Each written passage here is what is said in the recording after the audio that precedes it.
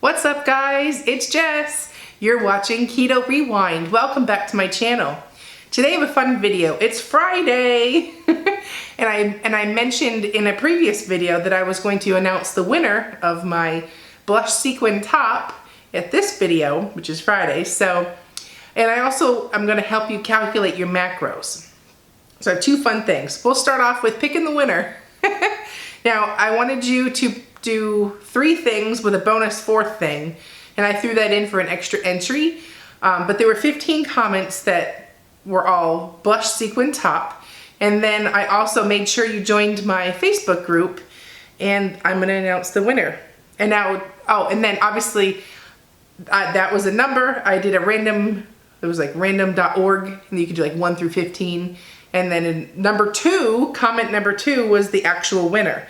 So the comment number 2 was Grant Kindness. So drop your email below, or I don't know if there's a way to private message on YouTube. I'm new at this, but either drop your email below and I'll contact you how to claim your blush sequin top, or send me an email at jessisketo@gmail.com. So I'll put that in the comments as well, so this way I can connect the winner with the top. So stay tuned for the next giveaway. I'm hoping to do another giveaway at like 500 subscribers, so stay tuned. Now, how to calculate your macros. There are a ton of apps out there that make it super easy, but I use actually 2. They're within like 100 calories of each other, but basically your macros are what you're allowed to have calorie-wise, that's, computed with your fats, carbs, fibers, all that macronutrients in a day. Basically a guideline that you want to either hit or stay below in order to lose weight. And if you want to gain weight, it also does that, but this is a weight loss channel. I'm not gonna help the weight gain. You can find another channel for that. But you would pick one of the 2 apps, or maybe one of your other favorites. I like to use Keto Gains, and I also like MyFitnessPal. I've used MyFitnessPal forever. It looks like that. It's got like a blue, has like a blue logo and blue and white logo. And I like to also, just to make sure I'm in the right ballparks, I use some Keto Gains inputs as well. And then I make this nice and, custom to me. I have everything set at the maximum, and it's important when you answer the questions that you answer it correctly, because this is going to get you your goal. So if you don't have as much weight to lose as me, maybe you only have a couple pounds, you want to lose it slower, you can adjust all those inputs. So I'm going to give I guess I'll do 2. I'll give you the MyFitnessPal way to calculate it. And why you want to calculate it like that, because if you know you've already hit your carbs for the day, it's really good to know where you are in your food diary. One of my biggest secrets, which isn't really a secret, is I log every piece of food that I put in my body. I don't bother with liquids because I don't really drink anything with any calories in it. But I mean, if you're drinking something that had calories, you definitely want to log it. But I'm just drinking waters and teas and occasionally sparkling waters, So, and then I also do a lot of fasting, so I don't ever usually have a breakfast entry. But if you want to be like my friend on MyFitnessPal, my name is Keto Rewind, one word, on MyFitnessPal. And then you can kind of like see what I'm doing, because you can read through my food diary. So either I would start off with that. So if you log in, or you can use MyFitnessPal on a browser on your computer, or you can use the app. Because it's right here, I'm going to show you on the app. It's pretty much the same thing. But when you open it up, I might have to insert a screenshot. Yeah, let me screenshot that for you. When you open that up, you're going to want to select goals.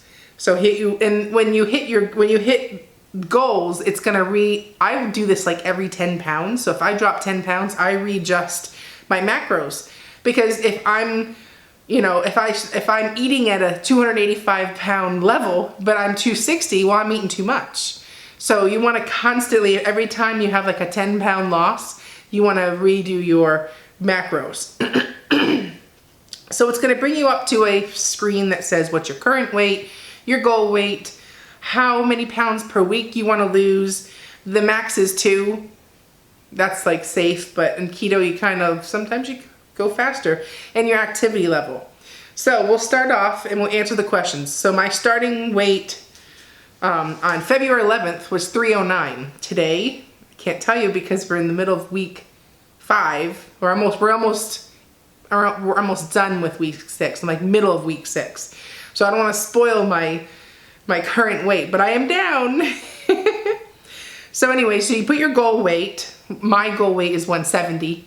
You put your height, I'm 5'8", and you put your activity level. I pick not very active, just as, because I do a lot of office work. If you were doing something like you're a UPS driver where you're lifting heavy boxes, or you know, a much more physical job, you want to put that in here. But if you're like me and you have an office job, like I'm just basically shipping clothes all day long and making videos, so I select not very active. And then you also enter in how many workouts you do per week, how many minutes, and it will bring you to a screen that says your macros. Now, because this was last calculated when I was 285, so my goal, daily goal for my macronutrients is 1464. So let me give you another screenshot. It's too much brightness. We'll screenshot this. But I can, of those 1464 calories, 18 grams or 5% is carbohydrates. Protein is 91 grams or 25%, and fat is 114 grams or 70%. So it's gonna have a default in here of like the low fat, high carb diet. So you can actually just click those and adjust it from, I think it's like 50% carbs or something. Roll the carbs down to 5% carbs, roll the protein up, I think to 25%, I'm not sure what the system default is, and definitely roll your fat up to 70%, because this way you know what your carbohydrate, your protein, and your fats will be. And these numbers were computed with thought from Keto Gains. Keto Gains will help you give a little bit more detail in the macros, so I'll post the link below, but also go to ketogains.com and see what their macronutrients are. So when I log my food in here in a food diary, it's going to calculate how many fats, how many proteins, how many carbs are in everything that I eat. So then it's going to tally it up, and I can see by the end of the day if I need to eat more. And sometimes if I'm under recently it's been hard to get all my calories in a day because I'm not hungry, for one. I'm doing intermittent fasting, and it's hard to just get fats. It's a lot of fat to try and eat in a day. So I've been taking MCT oil. So I just drizzle it on my food. I cook with it. It just adds extra fat. It's tasteless. You can put it in your coffee. You can make a salad dressing out of it. You can cook vegetables in it. You can just drizzle it. It's really, we can just take a shot of it straight up. But it's a great way to get those fat calories that keeps you in ketosis, because you want you want the fat, you want to hit your fat goals. Now, if you also have been eating all day and maybe your snacking got away from you and you can see you're over in carbohydrates, you can reevaluate dinner and say, if you've had too many carbs already in the day, for dinner, have breakfast, like eggs and bacon, like no carbs, stuff like that to offset. So if you're not tracking your calories or your macros, you're not gonna know, if you had a more heavier carb-based dinner, you can adjust that and if I'm in that situation, I'll have breakfast for dinner, because then I'll make sure I won't go over my carbs, and the breakfast for dinner makes a real easy, very little carbohydrate dinner. So, sometimes if you go out to lunch and you have salads that has lots of veggies, your veggies can add up quickly in carbohydrates. So a way to counteract that, you can easily have breakfast for dinner. So make sure you log all your food. And then when I see I have 1,464 calories in a day, I make sure I really don't even go over 1,400. Like I try to keep it at like 1,300 is when I'm below, I have a calorie deficit, but I'm still eating, so I'm not like way off, because I find when I didn't eat, like I was real, before I found the MCT oil, I found that I was eating like 900 to 1,000 calories a day because I cut out breakfast and I was under my macros. So an easy way, and I found like that slowed my weight loss down. So I started adding in the MCT oil, and that's a great way to boost your fat without it boosting any carbohydrates. So definitely check out MyFitnessPal. I think I've had MyFitnessPal so long, it's free, but I think you have to pay for some features now, but like basic level wise, it's free. So check out Keto Gains. It's a website. I'll link that below. It's another way you can take Keto Gains numbers and input them in MyFitnessPal too. So plus it's great to have like a second opinion on how to calculate all this. So I'll post those links below. If you need help, you can comment with your height, your activity level, your weight, your goal weight, and I'll even factor it in for you and give you your macros. So if you really need help, let me know, comment. I'd be glad to help you.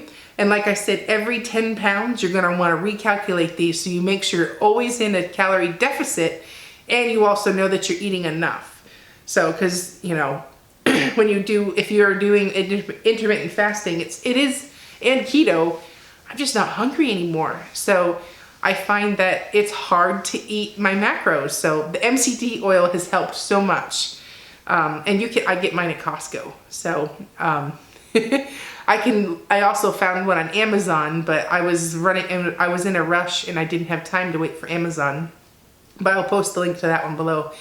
But definitely check out the MCT oil. It does lots of fun, good health benefits in addition to helping me hit my macros. So comment below if you still need help learning how to calculate your macros. I'd love to help. I can't wait to share with you how much I'm down. Today's Friday, so I have 3 more days. Weekends are tough. They're harder to stay on track because my kids are around, you know, we're busy and it's easy to fall off track. But let me tell you this, plan your menus for the weekend. Have your snacks available, have your menu, and eat it. Don't eat out. Eating out there's so much chance for sneaky ingredients and to fall off course. So much temptation. So my trick to making it through a weekend is to plan, have your food, you know, easily within fingers reach to whip up and cook at home. And it's cheaper. So, but I'll give you a quick peek of what I look like. I've sized down in my shirts already. I was wearing 2X's and this is an extra large. So my side profile is getting flatter. Just a happy camper these days. So these are all, and then also if you saw one of my I think it was like my 3rd video or something, I open and close my fridge, and if I'm standing in front of my kitchen island and I open my fridge, I was hitting my belly. Stay tuned on my next video. Maybe it doesn't hit anymore. But that was gonna be a non-scale victory. I didn't know how long it was gonna take where I could open and close my refrigerator door and not rub my belly. So stay tuned.